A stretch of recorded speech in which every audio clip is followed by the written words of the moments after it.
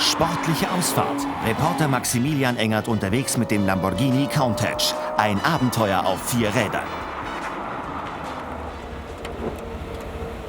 Das hier, liebe Zuschauer, ist der aufregendste, der exklusivste und spektakulärste Sport. Nein, das ist der Supersportwagen der 70er Jahre. Das ist natürlich der Lamborghini LP400 Countach.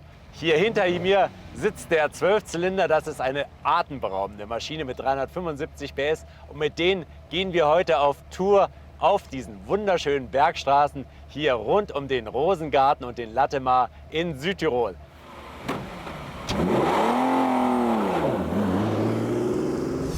Die Geschichte von Lamborghini ist genauso verrückt, wie das Design des Countach aussieht. Ferruccio Lamborghini baut sein Leben lang keine Renn- oder Sportwagen, sondern Traktoren, also Trecker für die Landwirtschaft, so wie bei uns Fendt oder Deutz.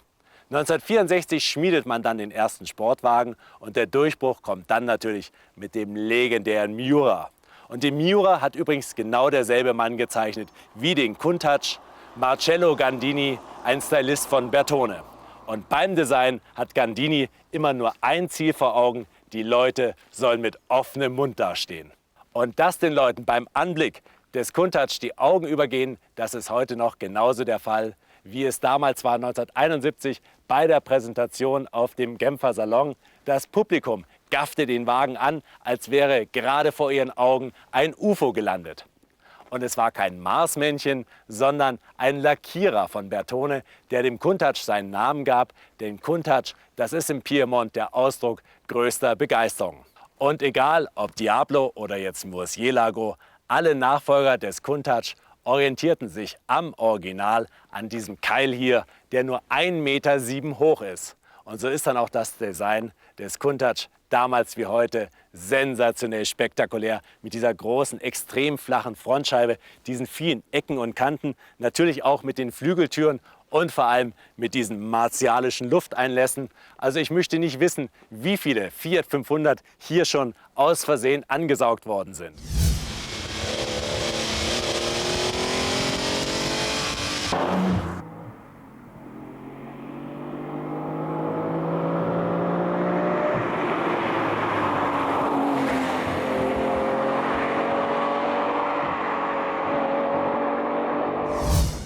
Wenn man sich einen Lamborghini Countach kaufen möchte, dann ist das nicht nur eine Frage des Bankkontos, sondern auch der Gelenkigkeit. Man sollte vorher vielleicht ein paar Aerobic-Stunden nehmen, denn sonst kann es passieren, dass dieses wunderschöne Auto vor der Haustür steht, aber man nicht einsteigen kann, denn das Einsteigen, das Einfädeln in dieses Nadelöhr, das ist eine Wissenschaft für sich. Ich habe das jetzt schon ein paar Mal geübt und hoffe, ich kann es Ihnen halbwegs demonstrieren. Also erstmal das Beinchen hoch, dann die Bauchmuskulatur anspannen, den Oberkörper irgendwie zusammenrollen und sich dann hier hineinquetschen und schon sitzt man drin wie in einem Schraubstock.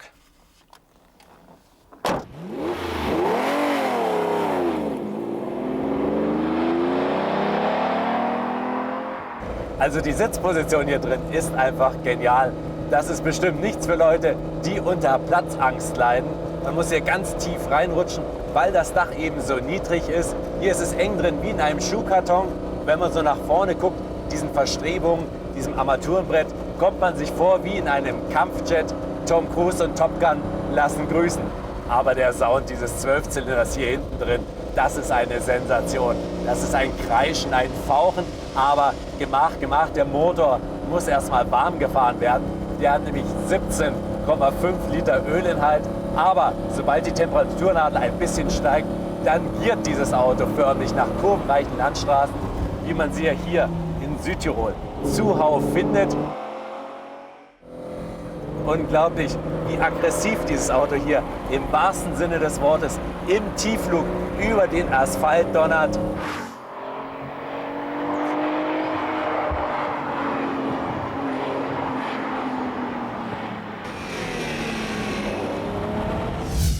Der Countach ist optisch wie technisch ein faszinierendes Auto. Die Karosserie zum Beispiel ist aus Aluminium. Sie sitzt auf einem Rohrrahmen aus Stahl und damit wiegt dieses Auto federleichte 1375 Kilo. Zum Vergleich, der Murciélago von heute bringt es auf über 1,8 Tonnen.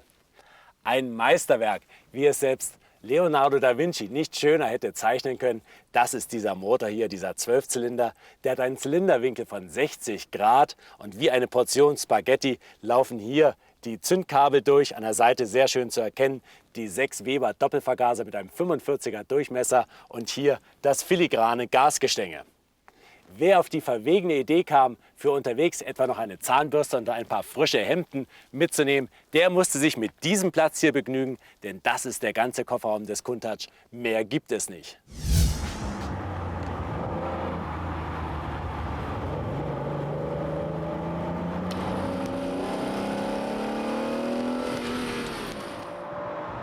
Es braucht Zeit, bis man sich an dieses Auto gewöhnt hat. Man muss sich auf den Lamborghini richtig einschießen.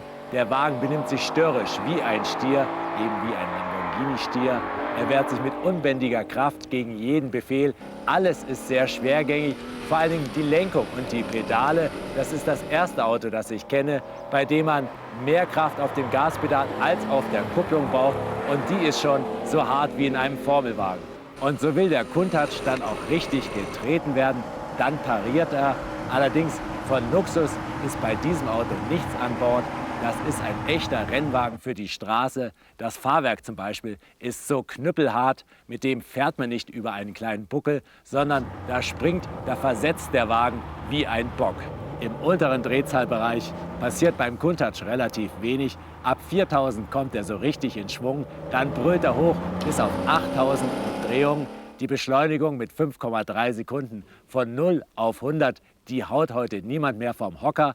Allerdings gelten hier in diesem Auto, in diesem engen Cockpit, ganz andere Maßstäbe, weil man alles viel intensiver erfährt und erlebt.